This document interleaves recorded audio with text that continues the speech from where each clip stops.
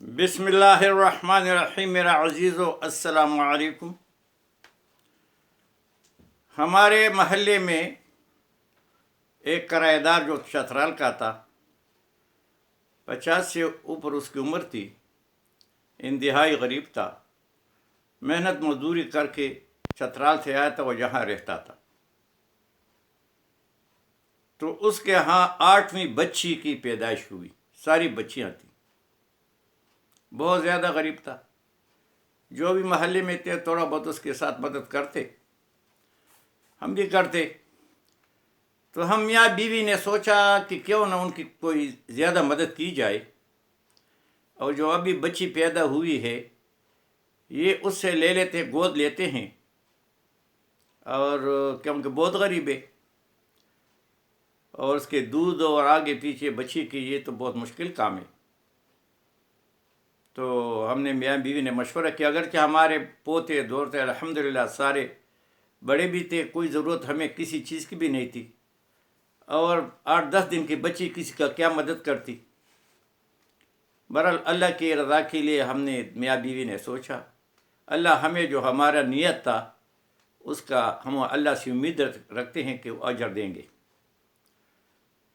تو بیوی نے جو ہے اس کی بچی کی ماں کو بلایا اور اس کو کہا کہ ایسا کرے کہ یہ بچی ہمیں دے دیں، ہم اس کو اچھی تربیت کر دیں گے، تعلیم اس کو دے دیں گے، اور پھر اچھے سے گھرانے میں اس کی شادی کرا لیں گے، آپ پر بوجھ کم ہو جائے گا۔ ویسے بھی آپ اس کو 20 سال تک بڑا کریں گے، خرچ کریں گے، سب کچھ کریں گے، اور پھر بھی آپ نے کسی کو دینا ہے، شادی کرانا ہے، تو ہم اس کو اچھی جگہ پر شادی کرا دیں گے، تعلیم بھی اچھی دے دیں گے، صرف اللہ کی رضا کے لیے اس کو سب کچھ بتا دیا۔ تو اس نے کہا میں مشورہ کرتا ہوں اپنی میاں سے۔ بہرحال جب اس نے مشورہ کیا تو میاں بھی راضی نہ ہو اس بات پہ کہ نہیں، بری بات ہے، لوگ ہنسیں گے۔ ہم نے کہا کوئی ہنسے والی بات نہیں، بس تمہاری مدد کرنے کے ہم چاہتے ہیں کہ ہو جائے۔ تو اس پہ وہ راضی نہ ہوئے۔ تو یہ بات میں نے اس لیے بتائی کہ ابھی جو ہے ہمارے رشتہ دار کی جو ہے بچے کی شادی ہوئی، اور اچھی بلی پڑھی لکھی خاندان سے شادی ہوئی، ان کا بچہ بھی پڑھا لکھا ہے ماشاءاللہ۔ 10 دن کے بعد اس کے ساتھ ساس نے وہ کام شروع کیا کہ وہ کوئی دشمن کے ساتھ بھی نہیں کرتا، دن رات ہر چیز پہ، باہر گئی کیوں، اندر آئی کیوں، اٹھی کیوں، بیٹھی کیوں، ہنسا کیوں، رونا کیوں، بس ہر چیز پہ وہ ٹوکے۔ اور وہ بہو کو اتنا تنگ کیا کہ اس کو کوئی انتہا نہیں، وہ بچہ بھی تنگ آیا۔ تو میں یہ سوچتا ہوں اور حیران بھی ہوتا ہوں کہ اس کی اپنی بھی 2 بچیاں جو ہے وہ اس کی ساس کی، وہ شادی شدہ ہے، بچے ہیں، وہاں سے وہ آتی ہے، وہاں ان کو کوئی بیماری ہوتی ہے، یہاں سے وہ سالن وغیرہ ساری چیز تیار کر کے گھر بھیجتی ہے، اگرچہ وہ دوسرا گاؤں ہے، مگر یہاں اپنے گھر میں اس نے عذاب نازل کیا ہوا ہے۔ اور یہ بالکل سچ اس لیے ہے کہ میرے ساتھ بھی یہ ہوتا رہا، اور یہی حال میرا بھی تھا۔ تو میری ماں کی ہم سے بہت زیادہ محبت تھی، پتہ نہیں اس کو کیا ہوا، میرے شادی سے محبت سب کدھر چلی گئی، ہوا میں اڑ گئی۔ تو ہم سب کچھ کرتے رہے مگر وہ اسی حال میں رہی، بہت سخت تنگ کیا ہر قسم کی چیزوں سے۔ تو پھر میں نے ایک دن اپنے والدوں کو بتایا کہ اماں جی میں آپ کو ایک بات بتاتا ہوں، تمہاری جتنی بھی خواہشات ضروریات ہیں اللہ تعالیٰ نے اور مجھے توفیق دے دی، اور میں نے پورے کی، حج ہوا، عمرہ ہوا، دنیا میں رہنے سہنے، کھانے پینے، کپڑے، کوئی بھی تمہیں محتاجی نہیں۔ شادی بیاہ میں جاتی ہو تو تمہیں پیسے سب کچھ دیتے ہیں، کوئی کبھی بھی تمہیں محتاج نہیں کیا، مگر ایک بات ہے، وہ ارمان تمہارا پورا نہیں ہو سکتا، اور وہ ارمان یہ ہے کہ میں نے کبھی اس کو تمہارے کہنے پہ مارا نہیں۔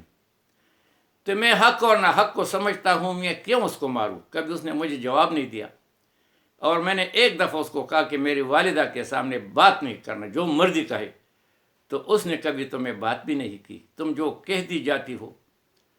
یہی حال جو ہوتا وہ ہر ساس کا ہے. ابھی وہ فوت ہو چکی ہے. تو جو بھی ایسے مجلس میں آپ بیٹھتے ہیں اپنے بھائیوں کے ساتھ، بہنوں کے ساتھ، کسی کے ساتھ بھی، تو میں اس کو بہت تعریف کرتا ہوں کہ بہت اچھی ماں تھی، بہت دعائیں دیتی تھی، بہت محبت والی تھی. مگر اللہ کا بہت شکر ہے کہ وہ جلدی فوت ہوئی، کیونکہ اس کی وجہ سے ہو سکتے ہم جہنم میں جاتے. اس کا جو رویہ تھا ہمارے ساتھ، اس کا جو زبان تھا، تو وہ سارے ہنستے ہیں کہ جب اتنی تم اس کے لیے دعائیں دیتے ہو. آخر میں یہ کہ میں نے کہا آخر میں اس لیے کہتا ہوں کہ وہ اس حد تک گئی تھی کہ اس کے بعد ہمارے پاس اور کوئی راستہ نہیں تھا. جو اللہ نے اس کو ہارٹ اٹیک پلایا، اور شکر ہے اللہ اس کو بخشے. اللہ ان کو ایسی سب ساسوں کو بخشے جلدی سے وہ آخرت کو جائیں، تاکہ پرائی لڑکیاں ہیں وہ سکھ اور چین کا سانس لے. پتہ نہیں یہ کیا بات ہے کہ اپنی لڑکی کے لیے پرایا بچہ جو ہے وہ بہت پیارا ہو جاتا ہے، وہ اپنا ہو جاتا ہے، اس کی عزت ہوتی ہے. اور پرائی لڑکی کے لیے وہ جو ہے وہ اپنا بیٹا، پیارا بیٹا بھی دشمن ہو جاتے، وہ تو ہے ہی دشمن. تو یہ بات میں نے اس لیے کہی کہ آج یہ واقعہ میرے سامنے آیا، میں بہت پریشان ہوا. میں نے بھی وہ دیکھا، حال دیکھا ہے سب کچھ. تو بس سمجھ نہیں آ رہی ہے کہ یہ کب تک ہم جو ہے مصیبتوں میں رہیں گے. اور جو خوشی کے دن ہوتی ہیں شادی کے بعد، اگر مجھے کسی نے 4 5 10 دن کی بچی نہیں دی، اگر کہ ان کا فائدہ تھا، ہمارا نہیں تھا. اور پھر والدین جو ہے اس پہ 20 22 سال تک اس کو پالتے ہیں، اسکول بھیجتے ہیں، تعلیم کرتے ہیں، اس پر لاکھوں خرچ کرتے ہیں، اور دوسرے گھر میں بیچتے ہیں. یہ کوئی بھی سس نہیں سوچتی کہ اس نے والدین کو چھوڑا، بہن بھائیوں کو چھوڑا، رشتہ داروں کو چھوڑا، سب کچھ کو چھوڑا، ہمارے یہ بچے کو قبول کیوں ہمارے گھر آئی. اگر میرا یہ بچہ نہ ہوتا تو کیا ہمیں کوئی یہ لڑکی دیتی 20 22 سال کی؟ کبھی بھی نہیں دیتی. تھوڑا سا ہم سوچ لیں، خدا کے لیے تھوڑا سوچیں. اپنا سکھ چین بھی خراب کرتے ہو. جو خوشی کے دن ہوتے ہیں وہ جو بعد میں تمہارے مرنے کے بعد شروع ہوں گے، تو اب یہ خوشی میں بدل دو نا، وہ تمہارا دشمن تو نہیں. تو آج یہ واقعہ پیش آیا، اور آج میں سارا دن یہ سوچ رہا تھا کہ اللہ ہمیں ہدایت دیں. اور یہ عورتیں جو اپنے آپ کو بھی پریشان کرتی ہے اور دوسروں کو بھی پریشان کرتی ہیں. شادی کے بعد ابھی 2 سال تک بچے نہیں ہوتے ہیں بعد میں، تو تھوڑا ان کو خوشی سے زندگی گزارنے دو. اگر تم نے ابھی ان میں زہر ڈالا ہے تو بعد میں کیا ہوگا؟ تمہارے مرنے کے بعد اگر ان کو خوشی ملے گی تو وہ کیا ہوگی؟ تو اللہ ہمیں سکھ چین نصیب فرمائے. اور ساس جتنے بھی ساس ہیں اللہ ان کو ہدایت پلائیں.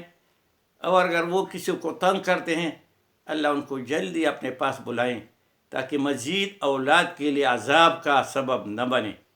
وما علینا الا البلاغ.